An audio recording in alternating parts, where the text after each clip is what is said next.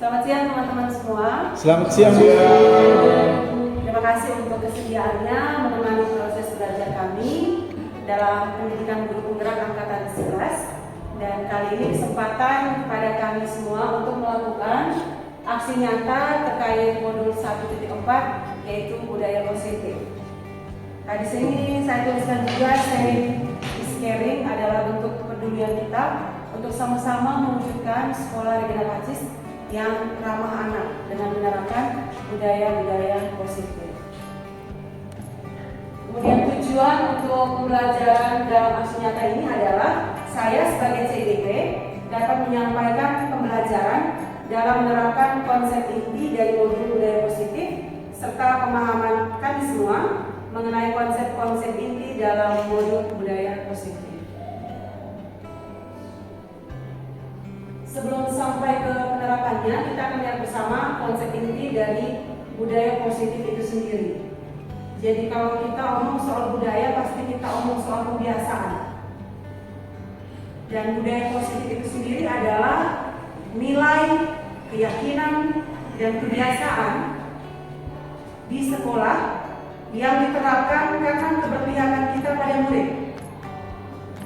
Sehingga murid kita diharapkan dapat berkembang menjadi pribadi yang kritis, penuh hormat, dan bertanggung jawab. Untuk bisa mewujudkan budaya positif, kita perlu pikiran yang positif, sikap yang positif, dan tindakan yang positif. Ada poin inti dalam budaya positif yaitu tentang posisi kontrol kita sebagai guru. Ada 5 posisi kontrol guru. Yang pertama adalah penghukum. Penghukum itu berarti kita memberikan hukuman kepada anak baik melalui verbal maupun secara fisik. Kemudian yang kedua, guru memposisikan dirinya sebagai orang yang membuat rasa bersalah pada anak. Ini tidak melalui hukuman verbal atau hukuman fisik seperti pada poin pertama, posisi kontrol guru sebagai penghukum, tapi ini manifestasinya itu dengan kata-kata yang lembut tetapi membuat anak merasa bersalah. Dan yang ketiga, posisi kontrol sebagai teman. Nah, di bagian 3 ini kita harus hati-hati. Jangan sampai anak terlalu dekat dan mengabaikan posisi kita sebagai guru, dan kita juga lupa memposisikan diri sebagai guru di hadapan anak. Posisi yang keempat adalah pemantau. Kita memantau segala tumbuh kembang anak, dan ketika terjadi persoalan, kita juga memantau dan ikut membantu mereka untuk bisa menyelesaikan persoalan. Dari kelima posisi kontrol ini, posisi yang terbaik dan paling ideal itu ada di posisi kelima sebagai manajer. Sebagai manajer di sini, kita ikut terlibat dalam mendampingi anak untuk mengenali semua proses yang anak lewati, apalagi di bagian perilaku-perilaku ini. Jadi kita tidak hanya langsung menghukum anak, kita tidak langsung membuat anak merasa bersalah, tapi kita ikut mendampingi anak untuk anak ini mengenali kesalahannya, untuk anak juga bisa tahu poin-poin mana dalam perilakunya yang melanggar kesepakatan sekolah kita atau melanggar keyakinan kelas kita. Dan di akhir dari posisi manajer ini, kita diharapkan dapat menggali solusi dari anak sehingga anak bertanggung jawab atas semua perilaku yang anak lakukan di dalam sekolah. Jadi ada 5 posisi kontrol ini, dan posisi yang kelima itu yang idealnya harus kita guru semua ini terapkan. Cuma kalau untuk sekolah kita, ya kita tinggal refleksi lagi. Sebagai guru di sekolah ini kita ada di posisi keberapa? Atau kita paling sering menerapkan posisi kontrol guru yang nomor berapa? Apakah 1, apakah 2, atau 3, 4, bahkan yang kelima? Kemudian dari posisi kontrol guru kita juga akhirnya tahu bahwa jika anak berbuat masalah atau perilakunya sedikit menyimpang, maka mungkin ada kebutuhan anak yang tidak terpenuhi. Dan kebutuhan anak ini ada 5 menjadi kebutuhan dasar. Yang pertama adalah kebutuhan untuk bertahan hidup. Yang kedua, anak merasa diterima. Ketiga, anak merasa dia punya kebebasan. Dan yang keempat, anak merasa dia butuh kesenangan. Dan yang terakhir, anak butuh penguasaan. Jadi kalau misalnya ketika kita les, kemudian ada yang membuat keributan, mungkin dia sedang membutuhkan kebebasan di situ. atau dia sedang membutuhkan kesenangan, cuma mungkin caranya sedikit keliru dalam mengekspresikan kebebasannya. Dalam mendampingi anak untuk bertumbuh, kita juga perlu menerapkan yang namanya segitiga restitusi. Jadi ini proses mendampingi anak untuk mengenali dirinya secara utuh. Dan dalam segitiga restitusi ini, kita sebagai guru itu dibutuhkan kesabaran untuk mendampingi anak dalam menstabilkan identitas anak, memvalidasi tindakan yang salah, dan menanyakan keyakinan. Jadi kalau anak berbuat salah itu tidak langsung begini, kamu salah, kamu harus begini, tidak. Tapi kita bisa memandu anak untuk menemukan identitasnya dengan beberapa pertanyaan. Contoh di menstabilkan identitas itu, kita bisa mengajak anak untuk dialog. Ini kira-kira kamu bertemu ibu ada masalah apa? Kemudian ibu yakin bahwa tidak semua orang itu sempurna. Ibu pernah berbuat salah. Jadi mari kita saling terbuka dalam hal ini. Kemudian untuk memvalidasi tindakan yang salah, kita minta anak untuk bertanggung jawab terhadap semua perilaku yang anak lakukan. Karena perilakunya itu pasti punya motivasi di balik itu. Jadi kita gali validasi tindakan yang salah. Dan yang terakhir, kita menggali kesadaran mereka bahwa dari tindakan mereka tersebut yang salah, ternyata mereka sudah sedikit melanggar keyakinan atau nilai-nilai sekolah kita. Kalau sekolah kita punya 5 nilai: jujur, disiplin, tanggung jawab, kerja keras, dan kerjasama. Maka yang keyakinan yang kita bangun itu didasarkan atas 5 nilai ini. Kemudian ini saya berbagi tentang pemahaman saya tentang beberapa konsep ini tadi. Kalau tadi itu konsep-konsep dasarnya, yang ini lebih ke pemahaman saya sendiri. Kalau disiplin positif berarti menggarisbawahi penerapan disiplin yang mengarahkan siswa untuk bertanggung jawab dalam menumbuhkan kesadaran dan motivasi diri. Dan motivasi yang tumbuh dalam diri siswa itu harusnya adalah motivasi internal. Siswa belajar karena dia merasa yakin bahwa dia belajar, dia sedang menabung ilmu pengetahuan, bukan karena dimarah-marah oleh Pak Eman, bukan karena dimarah-marah oleh Pak Sipri, bukan karena dikejar-kejar oleh Pak Boy, atau diomel-omel oleh Ibu Yedi dan Ibu Flori. Jadi anak merasa belajar itu menjadi kebutuhannya untuk bertahan hidup juga di masa yang akan datang. Kemudian anak juga belajar bukan untuk menghindari hukuman atau untuk mendapatkan pujian. Oh kamu rajin, nanti ibu kasih kamu hadiah es krim 1. Itu iming-iming yang menjadi bagian dari motivasi eksternal dan kurang baik untuk membentuk karakter anak yang kuat di masa mendatang. Jadi kita harus bangun yang namanya motivasi internal dalam diri setiap anak didik kita. Pada posisi kontrol yang kelima tadi, yaitu sebagai seorang manajer, kita mendampingi dan memberi kesempatan pada siswa untuk mempertanggungjawabkan perilaku dan menuntut mereka untuk menemukan solusi melalui penerapan segitiga restitusi. Kemudian teori motivasi, guru harus mengenali motivasi pada setiap diri siswa. Kemudian yang kedua, guru turut membantu siswa untuk menemukan motivasi internal dan kepercayaan dirinya. Dan yang ketiga, para siswa harus memiliki motivasi internal untuk menjadi pribadi yang mereka inginkan, bukan pribadi yang guru inginkan. Guru hanya menuntun anak menurut kodratnya, bukan menuntun anak menjadi seperti kodrat yang diinginkan oleh guru. Hukuman dan penghargaan yang dapat kita lakukan adalah memfasilitasi akses yang lebih luas ke pendidikan, sehingga individu menjadi lebih terbuka terhadap perbedaan dan menerima keberagaman. Terakhir, slide berikutnya ya. Untuk kebutuhan dasar manusia tadi sudah disinggung, kita punya 5 kebutuhan dasar. Kita sebagai guru juga begitu. Kita pasti ada kebutuhan untuk bertahan hidup, merasa diterima, kemudian kebutuhan akan penguasaan, kebebasan, dan kesenangan. Keyakinan kelas. Ada beberapa di antara kita, guru yang sudah pelan-pelan menerapkan keyakinan kelas di kelas kita masing-masing.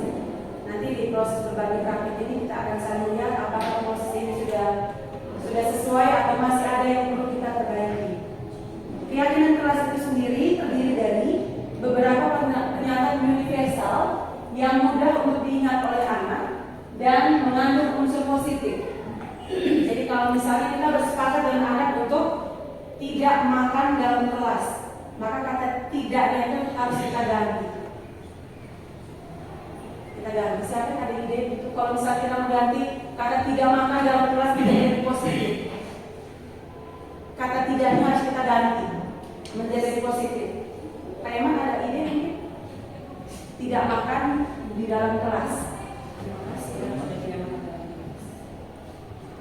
Makanlah bisa di kantin.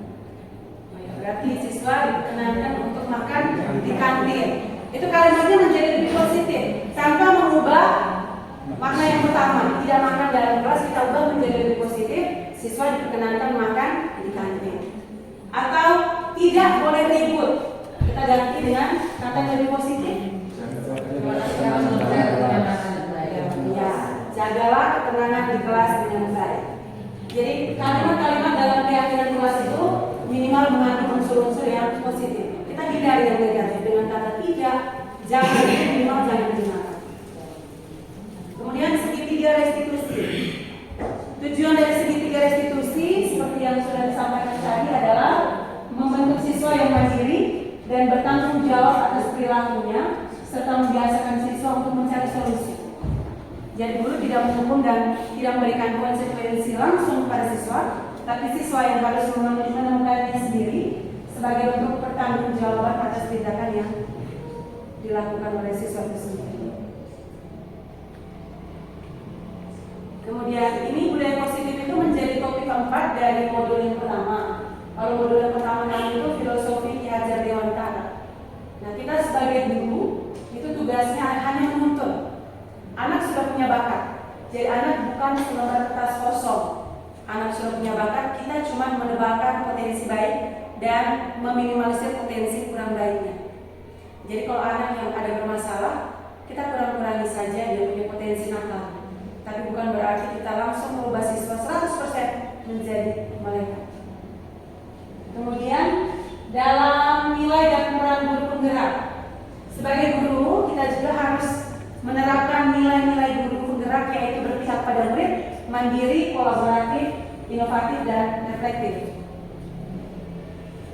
Kemudian semua nilai-nilai guru penggerak ini akan kita rumuskan dalam visi guru penggerak yang seharusnya ada dalam visi pribadi kita, yaitu kita lakukan dengan menyusun prakarsa perubahan dan alur wajah berlandaskan filosofi Ki Hajar Dewantara yang pertama ini untuk menebalkan yang namanya profil pelajar Pancasila atau P3.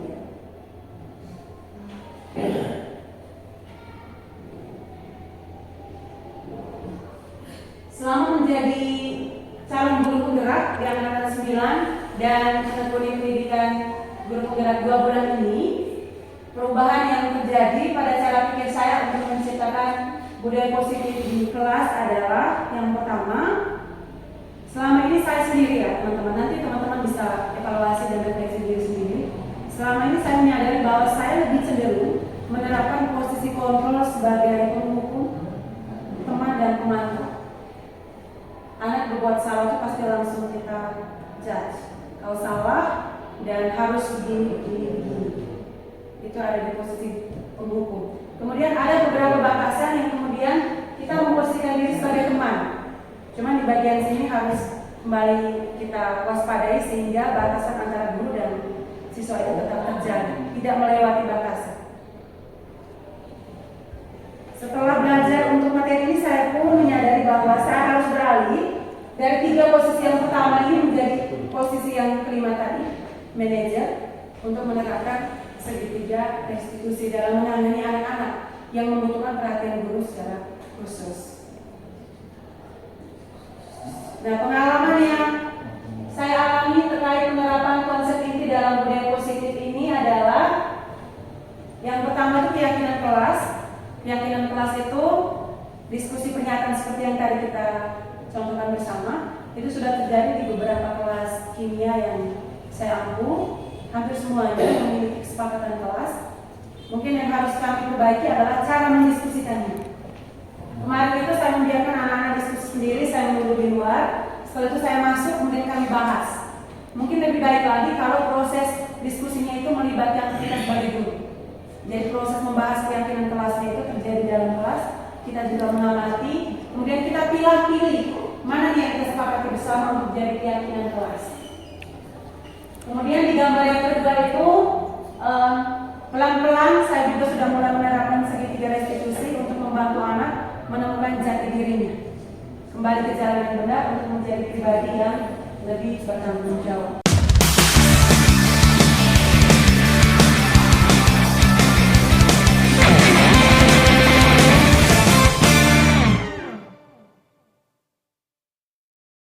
Kita mulai yang pertama ini serial mungkin.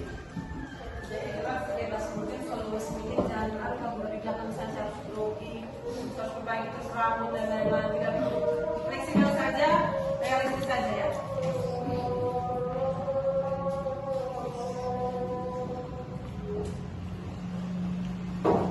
Bisa lihat semua. Selamat siang.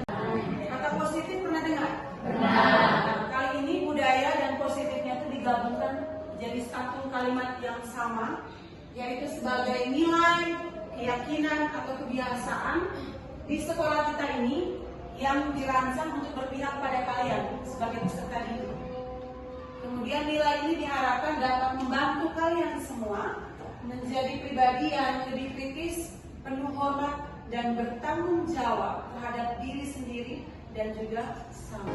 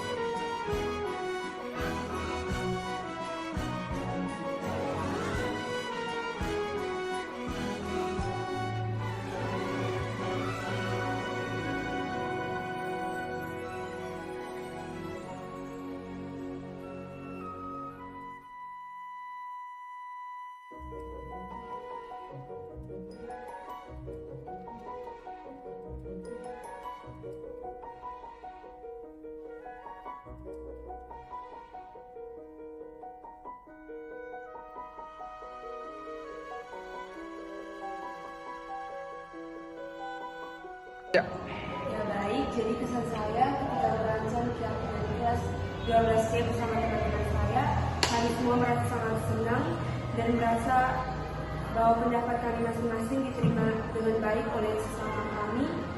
Dan juga harapan saya untuk kedepannya, semoga apa yang sudah kami rancang dan kami buat ini, kami dapat terapkan dalam kehidupan sehari-hari. Pesan saya selama menyusun keyakinan kelas 12C bersama teman-teman saya merasa senang dan juga kami bersama teman-teman semua itu menyampaikan pendapat kami untuk menyusun keyakinan ini dan juga kami semua saling mendengarkan pendapat satu sama lain.